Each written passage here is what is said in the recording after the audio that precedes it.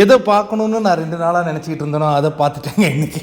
அதாவது கெஸ்டின் பரிதாப நிலை வந்த 2 நாளில் ஐயோ யோ யோ யோ யோ யோ அப்படியே அவங்க இருக்கிற இடம் சுத்தமாக இருக்கணும், மண் மணக்கணும், அதுக்கப்புறம் அப்படி இறங்கி போனால் சாப்பாடு கொடுக்கணும், அப்படியே ஆர்டர் பண்ணுவாங்க சிக்கன் மட்டன் மீன் வறுவல்.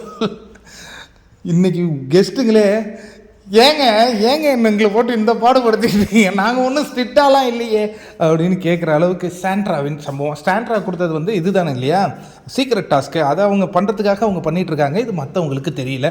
ஆக்சுவலாக அவங்க சீக்ரெட் டாஸ்க்கு யார் தெரியுமா கூட்டாளியாக வச்சுருக்கணும், பிரவீனை வச்சுருக்கணுங்க. நல்லா பண்ணி கொடுத்துருப்பான். ட்ரெஜனை வச்சுருக்காங்க. தன்னுடைய கணவன் வச்சுக்கிட்டாங்களா என்னன்னு தெரில. பட் ஒரு விஷயங்கள் போயிட்டுருக்கு. அதில் முக்கியமாக அந்த ஒரு மாதிரி தும்புறாங்க.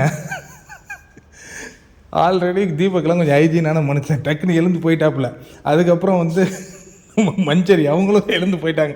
பிரியங்கா டே எஃப்ஜே அப்படி மறைச்சி நில்லுடா, நான் கொஞ்சம் சாப்பிட்டுட்டு போகிறேன். அது நல்லா இருந்தது பார்க்குறதுக்கு. வேறு என்னங்க, அதான் இந்த சீக்ரெட் டாஸ்க் போயிட்டுருக்கு. இந்த சீக்ரெட் டாஸ்க்லேயே பங்கெடுக்காத திவ்யா ஏன் வந்து கத்தின்னு இருக்காங்க? இது நடக்கிறது சீக்ரெட் டாஸ்க்கு, இது நமக்கு தெரியுது, பிரஜனுக்கு தெரியுது, மற்றவங்களுக்கு தெரியல.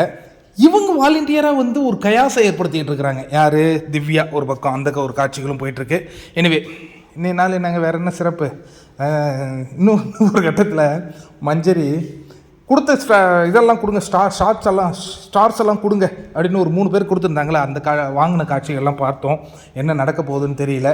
ஒரே பரபரப்பாக போயிட்டுருக்கு. சீக்ரெட் டாஸ்க் வெற்றி பெறுமா? பொறுத்திருந்து பார்ப்போம். சில பேர் சொல்கிறீங்க வெற்றி பெற்றுட்டாங்க அப்படின்ட்டு. பட் எனக்கு இன்னும் தெரியலையா.